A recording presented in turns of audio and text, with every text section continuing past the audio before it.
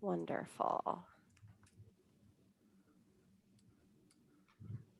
All right, if this is your first session joining us for what we hope will be an annual event moving forward, but as it stands is our welcome to our first Staff Success Week. If this is your first presentation, welcome. I'm recognizing some folks from other sessions, so we're delighted to see people getting more knowledge and professional development in a number of different topics. Today, we will be learning about UNM Finance 101. And I'm so pleased to introduce our speakers today who will be working with us and walking us through the content. And so we'll get started in just a moment with that. I'm still seeing a lot of people joining, which is wonderful. We're at 49. Hi, everyone. This is John Rodriguez. Kate, while you're doing that, I just want to thank our presenters for taking the time to be with us today. I know this is probably one of the more sought after presentations that folks were asking about. So I think it speaks volumes that you've taken the time to do this presentation for staff today, and we want to thank you for that. Thanks, John, and thanks to everybody for being here. Absolutely.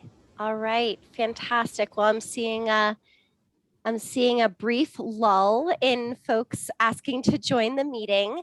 So let's go ahead. I'd like to welcome everybody once again and get right into our content today. Joining us, of course, we have Teresa Costantinidis, the Senior Vice President for Finance and Administration, and also Dr. James Holloway, who's the Provost and Executive Vice President for Academic Affairs. And they will be working with all of us for the next just about an hour on UNM Finance. So I will let them take it away. And just as a quick note to everybody, we will be recording this session. All names and identifying information, including pictures, will be made anonymous before we share it. And this is for everyone who isn't able to attend this session in person. Thanks, Kate. And so we're going to share screen here and see if this PowerPoint works. Can everyone see the lovely PowerPoint? Some nods. Kate's nodding, so that's a good sign. Yes, right. Thank you, Teresa. Super. So first, thanks everyone for being here today, and thanks for all of the work that you do for UNM. Truly, this the group of staff here all across the institution and in Albuquerque at the branch campuses, you're critical. You build the foundation of the institution in which our students and faculty do their work, and so thank you for your work, and thanks for being here today. And hopefully we can enlighten folks a little bit on some things around UNM Finance, and we called it 101. I'm not sure if it's graduate level or not. Teresa and I prepared the slides together, but we haven't practiced, so we have decided who does each slide. So we'll just step all over each other, and it'll be a lot of fun. It'll make it more fun that way. And if folks want to ask questions during the while we're talking, that's fine too. You stick them in the chat or whatever works, and go from there. Teresa, anything else we should say as introduction?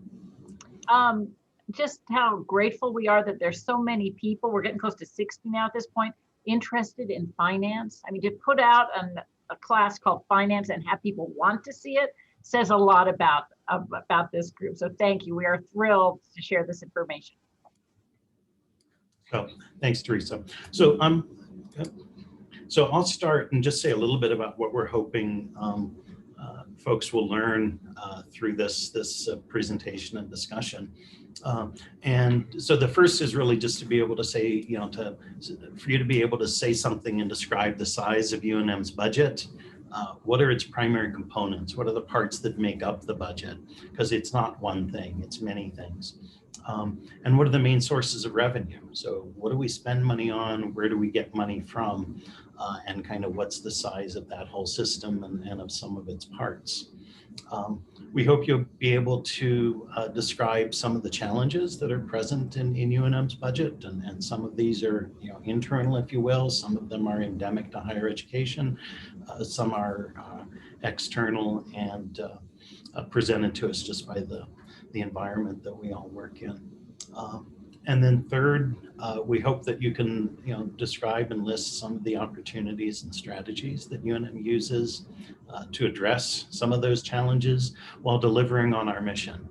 And I think that word mission is critically important as we talk about Finance 101, the UNM budget, how we spend money. It's really important to remember this. We don't really, money is not the purpose. Money is not the driver. We're a mission-driven organization. We're here to educate students, to create new knowledge, to serve the state, to care for patients. That's why we're here. That's our mission. The finances, the money, if you will, that's the enabler of the mission. And that's really important to keep in mind as we keep it in mind all the time as we make decisions. We're thinking about the mission. The funding is important because it enables the mission, not the other way around. And then fourth, we hope that you can describe the process by which, or at least some of the process by which decisions are made about the allocation of revenue to our various mission areas. So that's the plan. Hopefully, at the end, you can tell us whether Teresa and I succeeded or not. Exactly. So let's start by talking about the major sources of revenue, and this is Teresa's world. So Teresa, take it away. All right. So when we talk about UNM in total, we're talking about an organization with a combined budget of $3.3 billion. So this is the budget, the plan we had put together for spending money for fiscal year 2021, which is the year that we're in, that's about to close out in a few days. And I've put together this slide because it really tells you a story about UNM. It shows you that the bulk, over 64% of our budget in the big dark blue area, comes from our patient care mission. That's the work of the Health Sciences Center.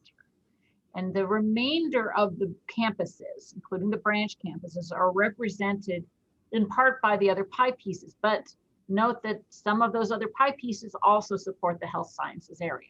So the next largest one, I don't know what color that is, but it's about between 12 and 1 o'clock, is the state appropriation. So the state of New Mexico is the next major funder of the University of New Mexico, and that is funding that comes to us.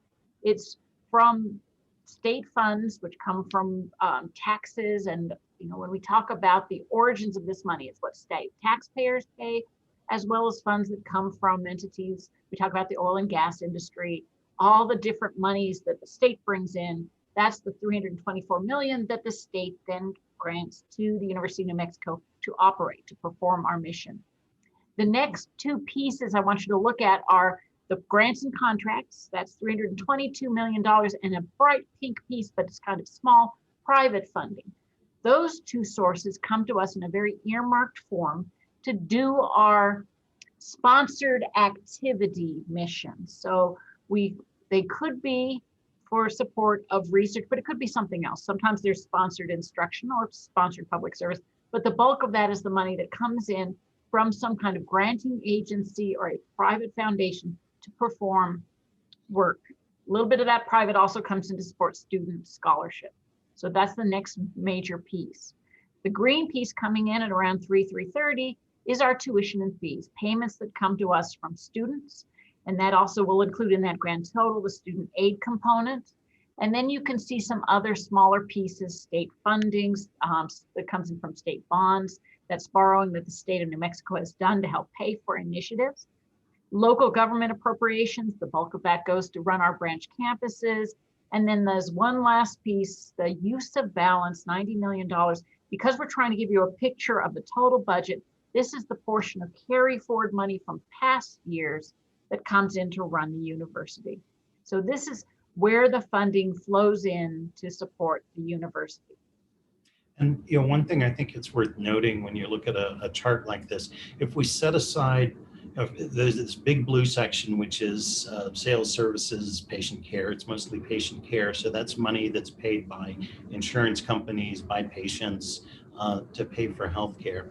The government, don't forget the government. They're a big yes, Medicare and Medicaid, and that's kind of where I was going, because so a chunk of that comes from the government, but if we look outside of that, state appropriations, local government appropriations, tuition and fees, that comes from taxpayers. Even tuition and fees that come from the individual citizens of the state paying for education. When we look at grants and contracts, the bulk of that comes from taxpayers too, because that's mostly federal government funding. And so one view that we always have on our budget is, as we think about how these funds are spent, is that most of this is coming from individuals. I like to think about the parents of our students, and are we making choices in the way we allocate funds that would align with what they would hope we would? Or as we think about the taxpayers who pay taxes to the federal government that supports our research, are we making decisions around the use of those funds and around our research that in fact aligns with what those folks would find appropriate? I think it's always useful to think kind of a step back about where these funds are coming from. They're really coming from individuals and taxpayers. So if you move to the next slide for us, we wanted to show you that the shares of money from these different sources don't change much over time. Now, this is the same pie, just broken out percentages. We left out the piece that was the carry forward, because the carry forward can fluctuate over time. And actually, it has been shrinking at the University of New Mexico over the years, because as we've had budget cuts, there's less money that can carry forward.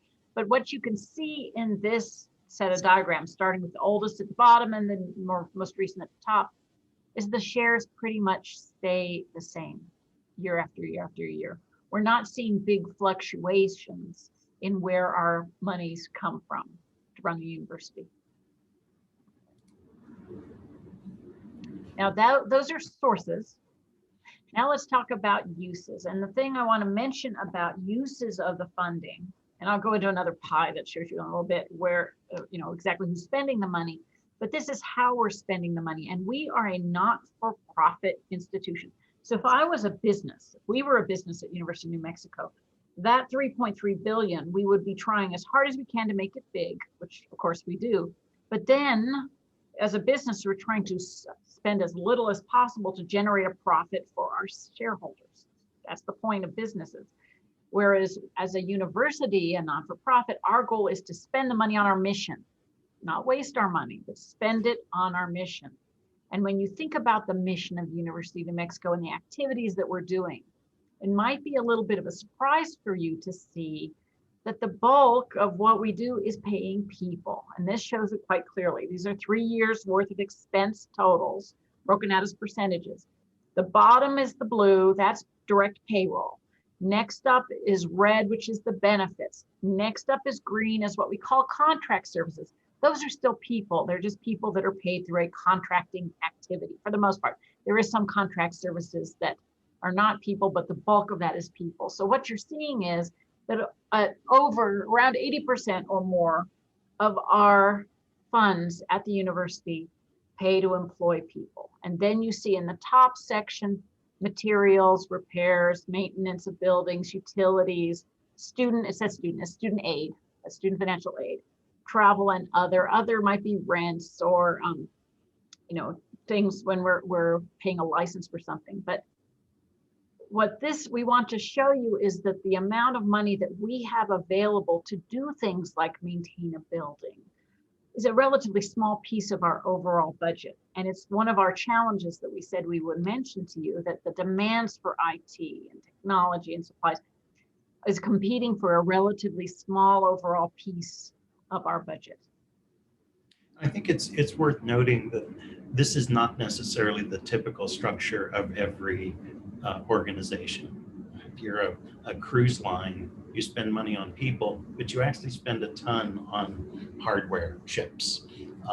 And so universities, healthcare, symphony orchestras, these are businesses, these are activities, if you will, in which the bulk of the revenues are spent on people, and not every organization is like that in terms of its expenses.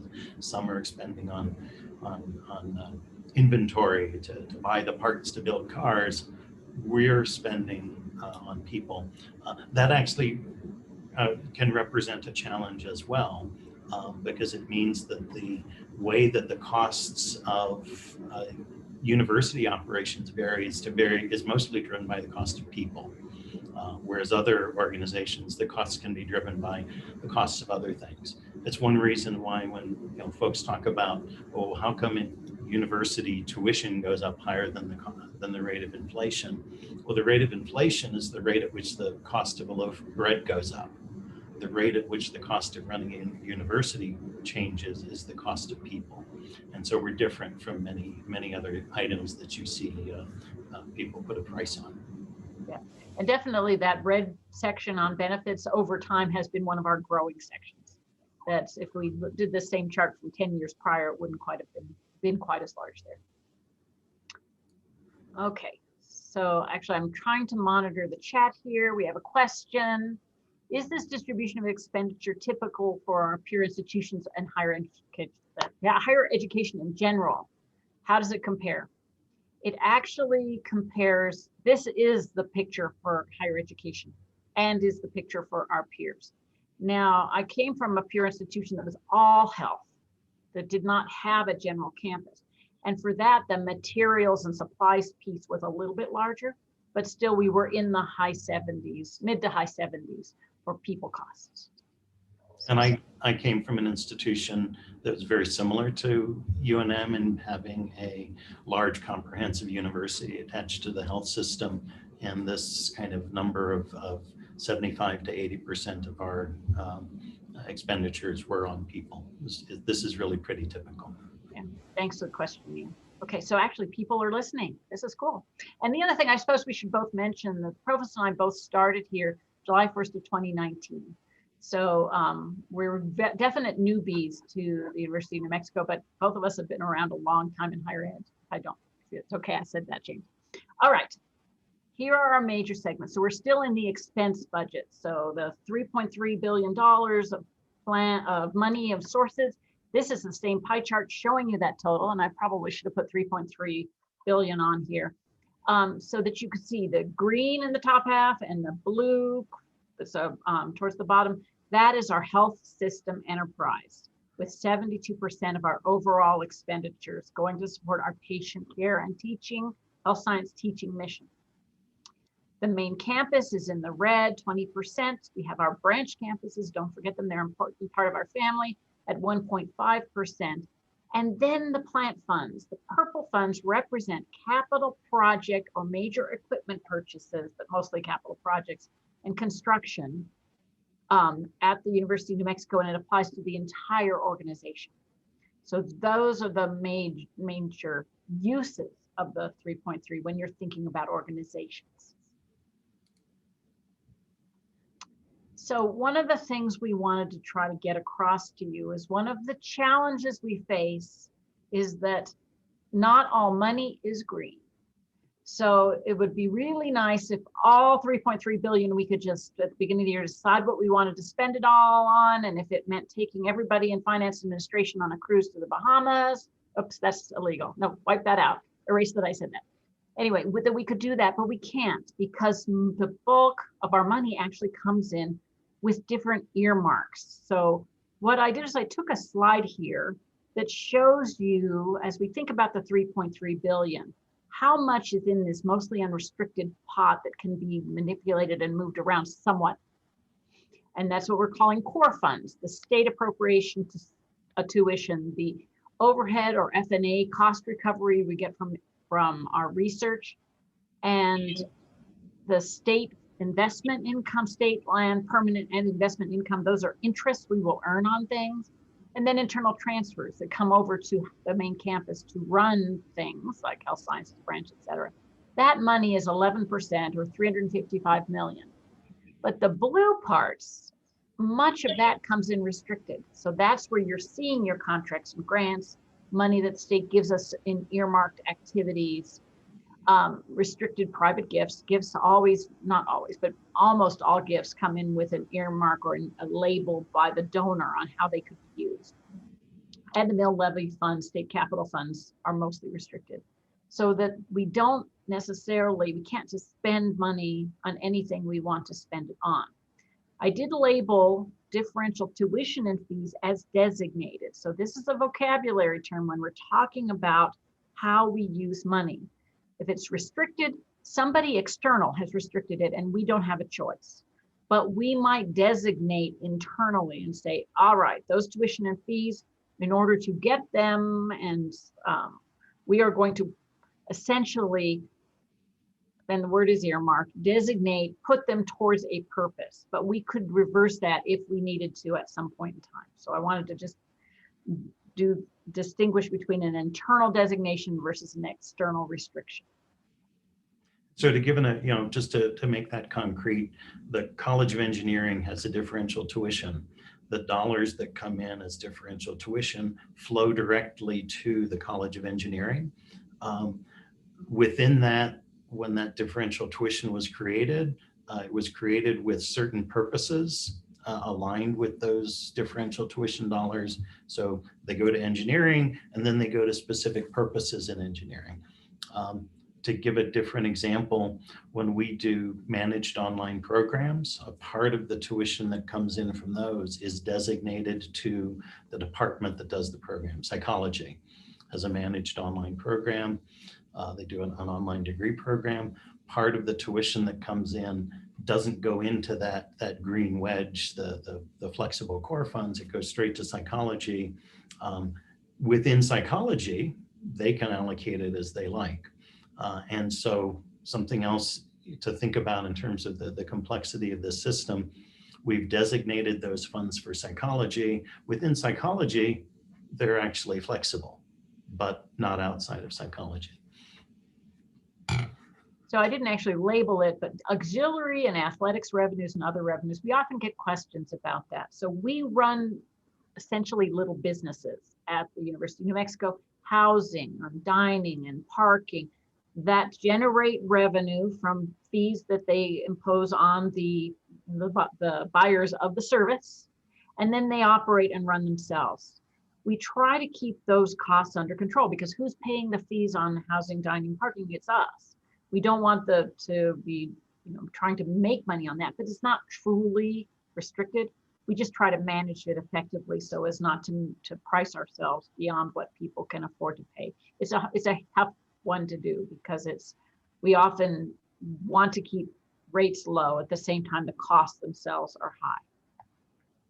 And then one other distinction I think that we wanted to make sure that we just put in people's minds, and that's to distinguish between funds we call one-time funds and funds we call recurring. And so every year we're predicting what is next year's revenue going to be? How much are we going to bring in tuition? How much do we think the state is going to give us in state appropriations and so on? And we make some assumptions about, the amount we bring in tuition next year, we think that's going to continue. The state appropriation, we think that's going to continue. So we will allocate out to units funds in a recurring way, saying, we're going to give the College of Arts and Sciences these funds every year to pay for things that need to be recurring. But then we also look at funds that may be one time. We know we have some funds available this one time to do one thing.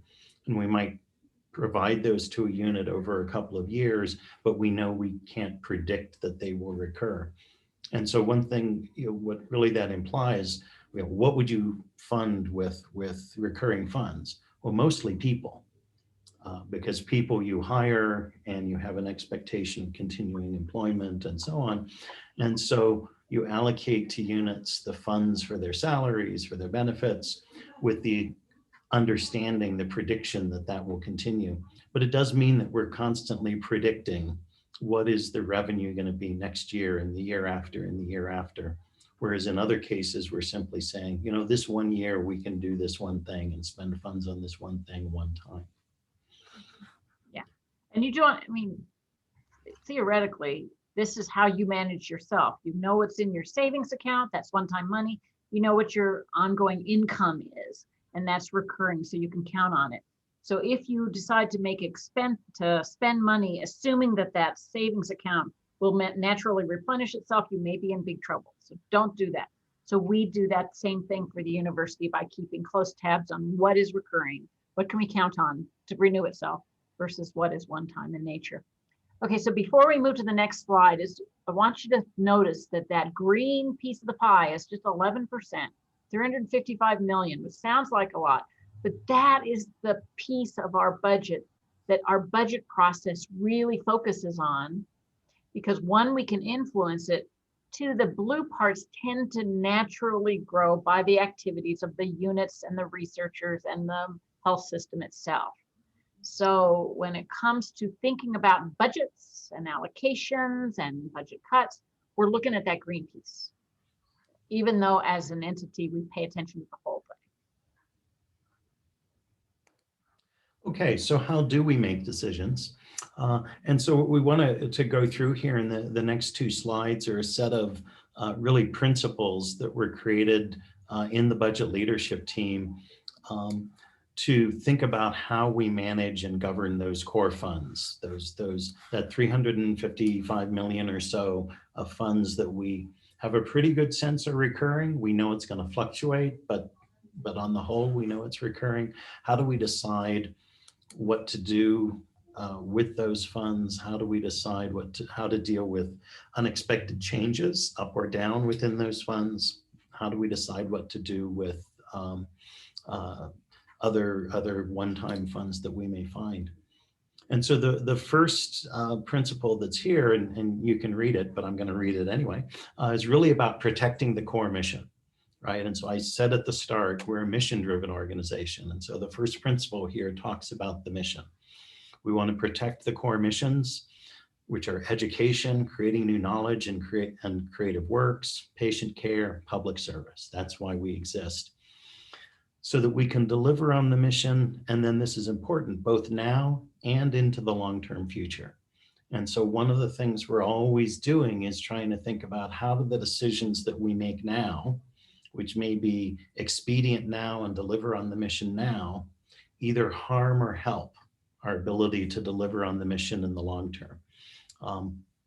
And just, a couple examples where we use this principle. A couple of years ago, fiscal year 20, the UNM was about UNM main campus was about $4 million short on tuition revenues. So we had to do something. We had to make a mid-year budget rescission. The decision that we made using this principle is that we would hold that, we would take that loss of funds, that $4 million unexpected hole centrally, rather than putting it onto the units in the middle of the year. And the idea is that if we, in December, basically tell all of the various academic units and supporting units of the university, you got to swallow $4 million right now in the middle of the year, that's incredibly disruptive. No one can plan for it. They can't prepare. They suddenly have to do something. Whereas by taking that centrally and then building that $4 million loss into the next recurring budget for the next multiple years, we give people time to plan. And so that's an example of really thinking about, okay, how do we avoid impacting the mission right now and provide for the opportunity to develop a long-term plan that lets folks deal with that unexpected loss in revenue for the longer term. So again, just an example of kind of thinking about that principle. And also, once we do that, and it's just like you taking money out of a savings account, we need to prepare for having to do the same kind of thing in the future if we miss our targets. So part of our planning will then be to build back up a reasonable reserve of one-time money for the next time. Yep. So the second principle here is really trying to be mindful of the ways in which the choices we make and the influences that come from the outside are going to exacerbate inequality, so that we make decisions with paying attention to the most vulnerable students, staff, and faculty, at the university. And so, you know, we live in a complex world. We can't always do everything that we want to do, but we want to be mindful. This principle is here, and it's the second principle, because we want to be mindful about making decisions that will, in a way that we don't exacerbate inequality, that we promote social mobility. And just, you know, as an example of this, when COVID came along, we reallocated funds from UNM Online to provide some of our adjunct faculty with stipends to move their courses online. Because our adjuncts, especially, you know, we have a large group of adjuncts who use their adjunct salary as one of their primary sources of income, and they're paid by the course. They're not paid a salary. They're not paid for kind of hours of work. And so we thought it was important to compensate them for that extra effort.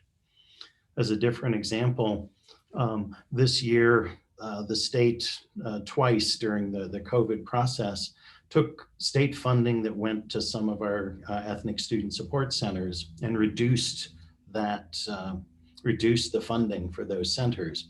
So in this year's budget coming into this next fiscal year, in academic affairs, we purposefully set aside money to replace the lost state revenue. So we're taking some of those core funds and using it to replace the lost revenue from the state for those ethnic centers, because they're so important in supporting our students and supporting our Native American students, our African American students, our Hispanic students, women, to be successful at UNM. You know, the one I'm actually rather proud of was when we got the first allocation of CARES student aid money from the federal government. And this is money that we received as an institution that we were required to pass along to our students who had the greatest need. It came with the rule that we couldn't provide it to our DACA students. So what we did was we set aside funding, university funding, to make sure that the students who were the most vulnerable and had the greatest need all got the same amount, regardless of whether they were a DACA student that was not allowable from the federal money or maybe students that were eligible. So the third principle listed here is really ensure that we can grow enrollment and provide the services and support necessary for student success. And you know, there's two reasons I can argue for this principle, which are listed here. One is that it's our mission, right? Our mission is to educate students. And so we want to be able to educate as many qualified students as we can and help them be successful, help them achieve their aspirations. And then the second is that this is one of the sources of funds for the institution. This was one of the wedges in the various pie charts that we showed earlier. And so making sure that we can grow enrollment is important. And so as we make budget decisions, for example, in some recent budget rescissions, we've worked very carefully to minimize the impact of those rescissions on enrollment management. We've even provided new funding to enrollment management over the last couple of years for specific activities to increase and grow enrollment and to support student success. We've increased funding for graduate student support to increase our ability to attract graduate students. Again, those are decisions we make based on this principle that we need to grow enrollment because it's our mission to educate. We want to educate as many students as we can. And a growing enrollment creates a healthy, vibrant student population, and the value we provide to them, they reward back to us with the tuition dollars that let us deliver on the mission. Okay, well, there are 6 principles, so we got one more slide of principles. And actually, I do have to tease the Provost a little bit. We try not to read slides in general. That's considered not a good thing. But these principles are so important that when I do this on my own, I also read them, because we really want to make sure folks understand what they're saying, because we have to do this, live these principles together. And I'm trying not to read them word for word. I know. We're doing our best here, but it's important. Okay, so principle number 4 is really around making decisions that enhance our ability to engage in research, scholarship, creative production, and that enhance our ability to generate external resources to do that work. And so again, this, the other part of our mission. One part is educating students. The other is creating new knowledge and cultural products, cultural productions. And so we want to make decisions that enhance that ability now and for the long term. And just as an example of this, just this year, the VPR and the Provost office are allocating funds to support faculty research as we come out of COVID. And so, many faculty have to restore supplies that basically decayed over the last year from not being used. Monday, the VPR announced a program to provide funds to support shared research equipment, shared research facilities, and the language in the call was to enhance our ability to create new knowledge. And the idea was to support this key part of our mission and do it in a way that required sharing and collaboration across the institution. And so that's something we think about a lot. So we're providing the support to ensure this piece of our mission can grow and thrive. But we're also thinking about, okay, how do we get people to work together across the whole campus? And so that VPR program that just rolled out, which is funded from monies that came in from patent licensing, basically. One of the design features of it is got to be something that is shared and that will support and enhance research long-term, build infrastructure to allow people to go out, get external grants, external funding, to allow people to create new ideas without do that in a way that grows the pie, if you will, and doesn't just use up some of the pie. Okay, the 5th principle here is really around safety and compliance. We all work in a world in which safety is critically important. We want this to be a healthy place to work. We want the folks who work and study and learn here to be doing so in an environment that is safe and healthy and ensures their long-term health. And we work in an environment in which there are many compliance rules that come from the state, from the federal government, from various places. And so we keep that in mind too as we're thinking about the ways in which we allocate resources. So we're putting forward programs, putting forward proposals around enhancing lab safety, for example, this year, because that's an important piece of allowing us to deliver on our mission while ensuring the safety of the folks who work and learn here. So in addition to the environment, health, and safety aspects of safety, campus safety in terms of safety from crime and risk also are part of that. And so as we do the budget process, we do take into account the needs for expanded safety investments, such as the cameras. You'll see more lighting on the campus that came in not only internally, but also from funding from the state for specific projects. So safety and compliance has been a major theme in our budgeting process. I think these principles will evolve and have evolved. And an area here that will probably be expanding that you'll hear about is also environmental safety related to the environment and climate change, because that's another area that we are paying attention to in our budgeting process and looking at in terms of how can we as an institution continue our work to promote safety in a climate sense. Okay, principle number 6, continue long-range, all-enterprise, all-funds budget planning. Oh my goodness, what does that mean? So one of the things that both Teresa and I really thought was critical when we started here was for UNM to start looking at really long-term, 5-year, 10-year budget planning, thinking about how the decisions we make now it could affect what happens 5 years from now or 10 years from now, so that we not just focus only on this year or this year and next year, but really be looking forward.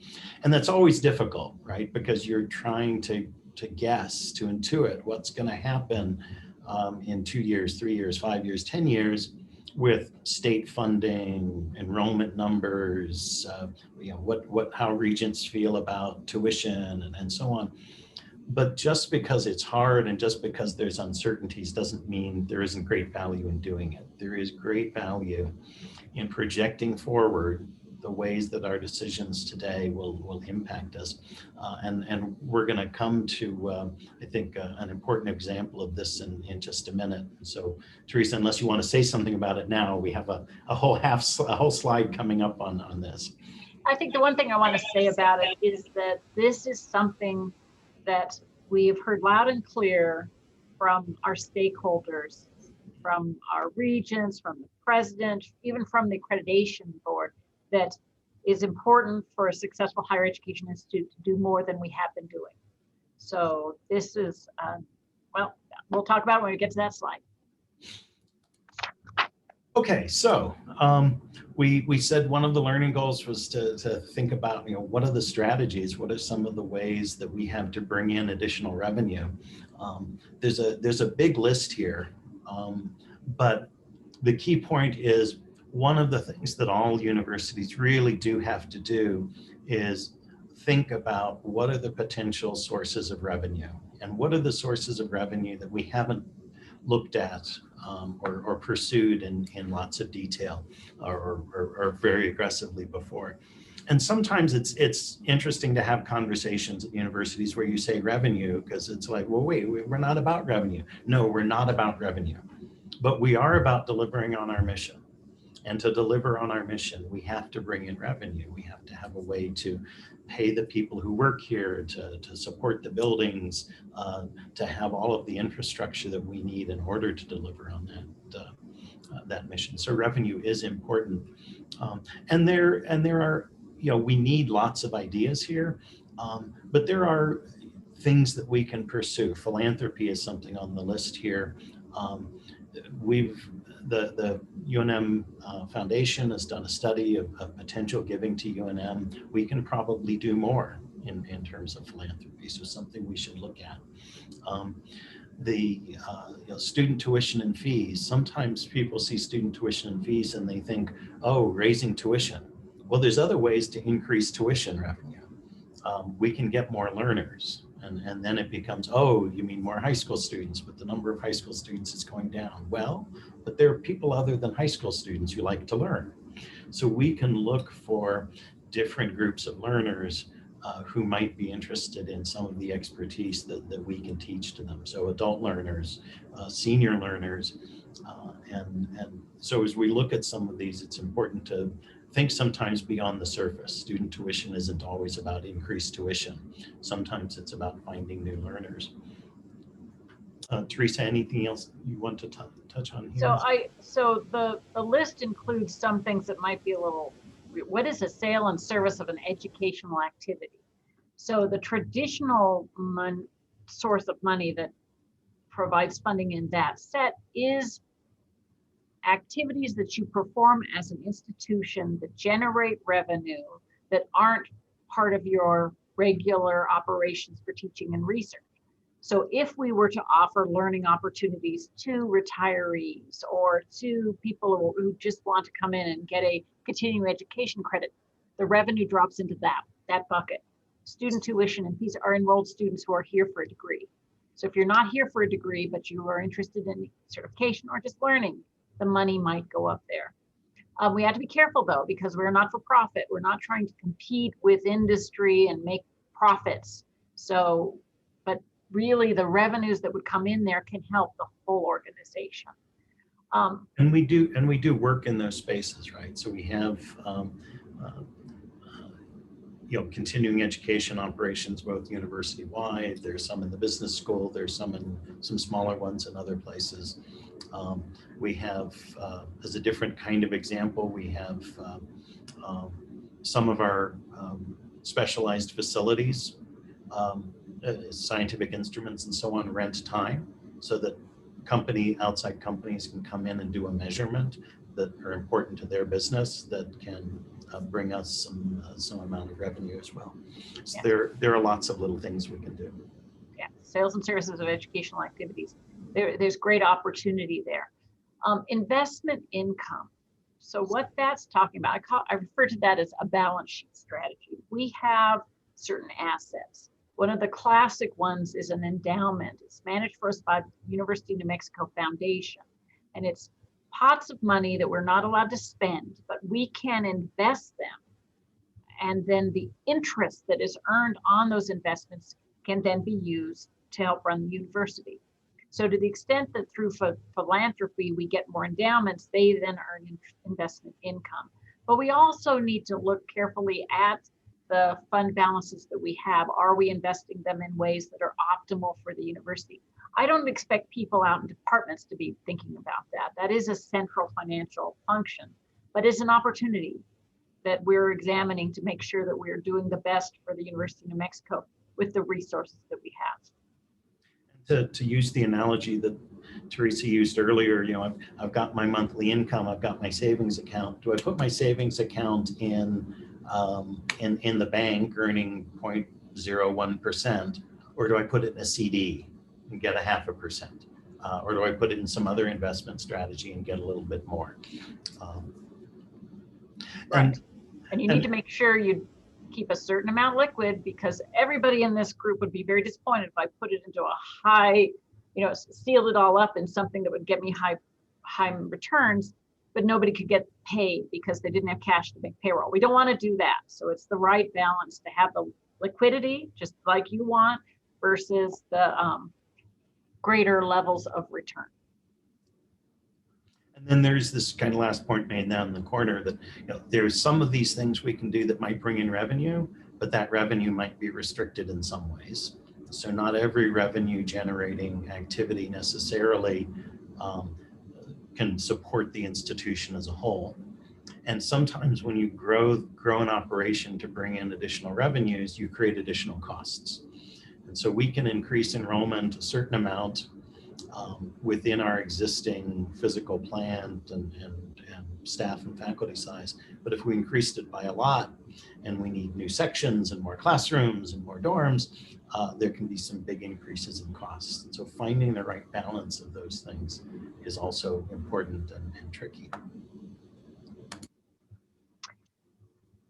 So we wanted to talk a little bit about how do these decisions get made? So really the decisions are made by the president. The president is the ultimate person responsible for finances at the University of New Mexico. And the decisions she makes are approved by a board of regents. But a lot of the discussion, debate, consideration, the advice that is given to the president is done by a budget leadership team. And it's a group of, I think we're up to 27, 28 individuals from across the university, representatives from academic affairs, from the administration, from the faculty, as well as different constituency groups like the students and faculty senate and others. Those representatives meet on a regular basis starting in the fall after the summer break all the way up till about April. So it's a long set of time to review the budget situation, consider the information that we have, project about the past as well as projecting into the future, and making recommendations to the president about what the budget should look like for the coming year. So the list of strategies and opportunities that you saw on the previous page, or the levers, as I like to refer to them as, are all things that the budget leadership team will look at and make recommendations for. We didn't put their names in the group, but if you're interested in who they are, if you just Google UNM Budget Leadership Team or go to the finance website, there's the list of everyone there. And they are responsible not only for advising upward, but for listening to input from the community. So if you have thoughts, of course, you can send thoughts to both the provost and I, but if you also want to influence the budget process and you're not part of the BLT, they will certainly be happy to listen to you and send in your perspectives on how budgets are managed. Okay, And then we did want to mention, something else that we think about all the time. We talked about increasing revenues, we talked about kind of decision-making processes, but we also said we think about approaches to being more efficient and effective. And these two words should always go together. You don't just want to be more efficient. You want to think about, as I'm being more efficient, how can I be more effective? How can I use efficiency to drive excellence? And how can I be very intentional? If I am going to trade off efficiency against effectiveness, I want to do that in an intentional way and not in an accidental way. And so just a couple examples we wanted to talk about. So one I just pulled out here is one thing that UNM did a few years ago is create a academic affairs fiscal shared services center. This is a team of really, I call them hyper competent budgeting, finance, accounting folks who provide really fiscal services to a whole set of units across the campus. So rather than every school and college or department or unit having to try and build their own budgeting expertise, because I hope the complexity of some of this starts to become clear. Having real budgeting expertise it's hard. It takes time. It takes a lot of experience and skill. So providing a shared source for that, where that expertise is available to units, is really a way to be more effective, and it's also more efficient. To date, this saves UNM about $2.2 million per year. It provides a higher quality of fiscal management than most units could build on their own. And there's another interesting way in which it's effective that even most folks who know about it don't really know about. The units that are managed through the Shared Fiscal Services Center, because the Fiscal Services Center folks are literally next door to me, they have a daily voice at the provostial level. Because the folks who manage this center and its top level people have a lot of access to me, to Teresa.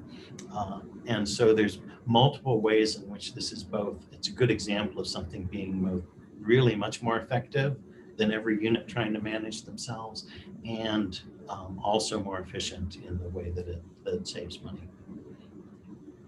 So the example I wanted to throw out of efficiency and effectiveness was the upcoming UNM Combined Enterprise 10-year model. So what this activity is, it's a project, it's an IT project where we are implementing a software tool called Workday Adaptive Planning.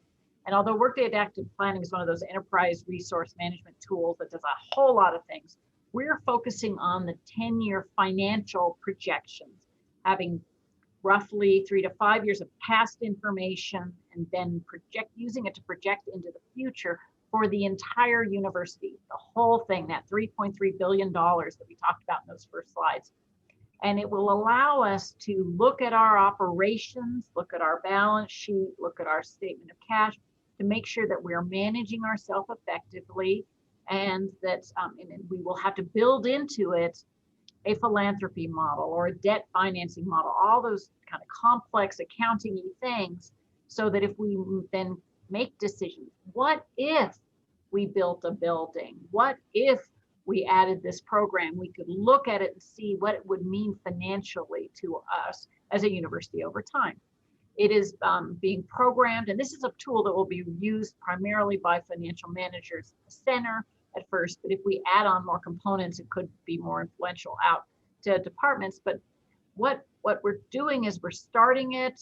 It began in May, and we're hoping it goes live in August, September, so that we can then project out what is happening to our finances, given a reasonable set of assumptions about those income lines that we looked at 2 slides back.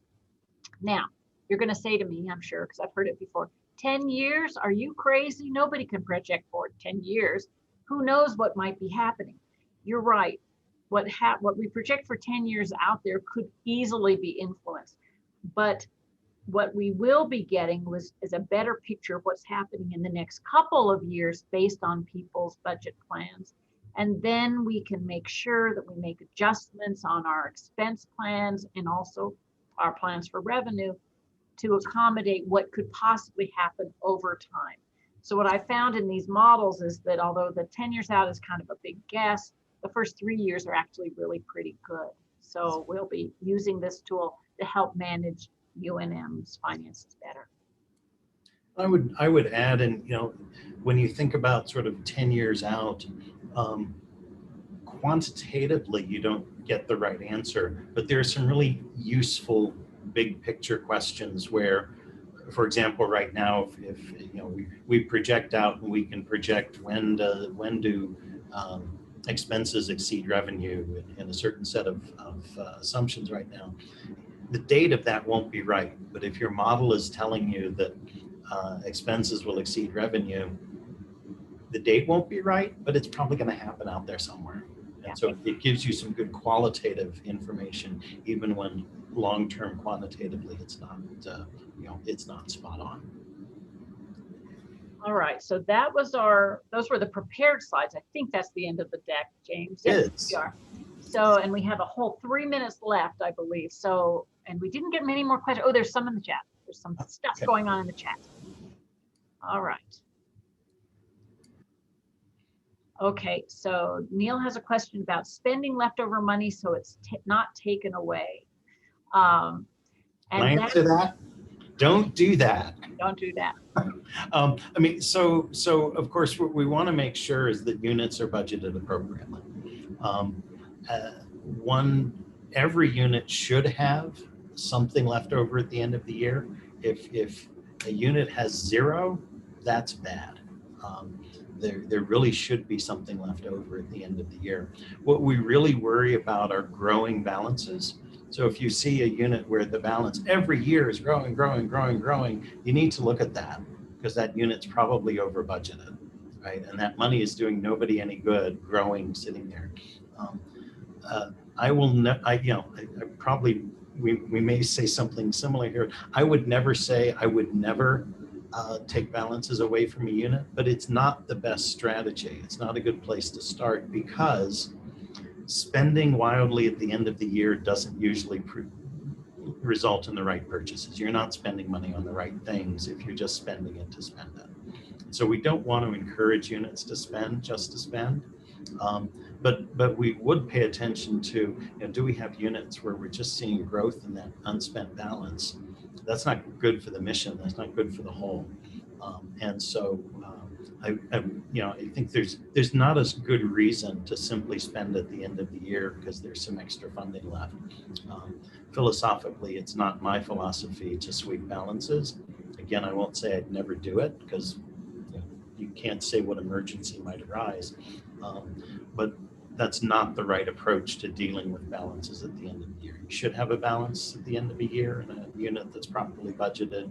What you don't want to see is that balance growing year over year. And don't spend wildly just to spend money. It's not helpful. Yeah, the rule of thumb is 16% for general campuses is considered to be the right amount of money just in case. And fortunately, we aren't in a situation here at UNM where money gets swept by the state. If you're in one of those states, that's a really unfortunate position. We have one question about online education programs, and I'm going to answer the question about bonds in the chat. James, could you handle the online education? Sure. Sorry, let me read it real quick. Yeah, so this is a really interesting and complex question, I think. So we already teach about, in a regular year, not in a COVID year, about 20% of our credit hours are taught online. Something on that. I'm sorry, about 20% of our courses are online. It's probably similar in terms of numbers of credit hours. So we do have a pretty significant online presence. One of the ways in which we can reach new classes and new groups of learners is going to be through online modalities. The trick there is to find something where we can be pretty unique. This is an incredibly crowded space. The problem with online education is anyone can do it from anywhere. So we're competing with MIT, Stanford, and Berkeley. That's hard for us to do in general. But there are areas where we can find something unique. That's where we can compete in a broad market with online education. The other opportunity we have is that we know that students are interested in increased flexibility in their kind of their educational modality, their educational system. So we may be able to help more students succeed by having a different mix of online and in-person education, even for our learners who are mostly here in Albuquerque or at one of the branch campus sites. So I think, on the one hand, there's this potential for finding new markets where we can do something unique. And on another hand, there's an opportunity for greater, and by the way, student success translates into enrollment growth. If students stay, they're enrolled. And so the other space where we can actually grow enrollment is probably by looking strategically at our mix of in-person and online, even for our more traditional learners. Okay, so I think we've run out of time. Thank you all for staying with us and listening to us talk about finance. As you can see, it's something we both care a lot about. And I'd always welcome my questions. You can send them to me at TCOS, don't put that N in there, or the Provost at UNM. And I want to add, there's one question that's rolling by that I do want to answer. It's from Eugene Rooney about whether will there be more presentations like this. This is something Teresa and I have started to do and want to continue. We think we hope, tell us if we're wrong, but we think it's helpful. The more people who start to get their heads around how the budget works, what the budget looks like, revenue sources, how funds are expended. And so we're both very interested in continuing to find venues to have these kinds of presentations and conversations. So Just also to add to that, Provost Holloway, Staff Council, Staff Success Committee, you put this event on for the week, but we would like to continue to do this as an ongoing continue to have ongoing forums throughout the year. So we would be more than happy to work with you to do this sporadically throughout the year. Cool. Let's talk about it. All right. Thank you. Thank you. Wonderful. Thank you, everyone. I know we're over time. I want to be mindful of everyone's schedules.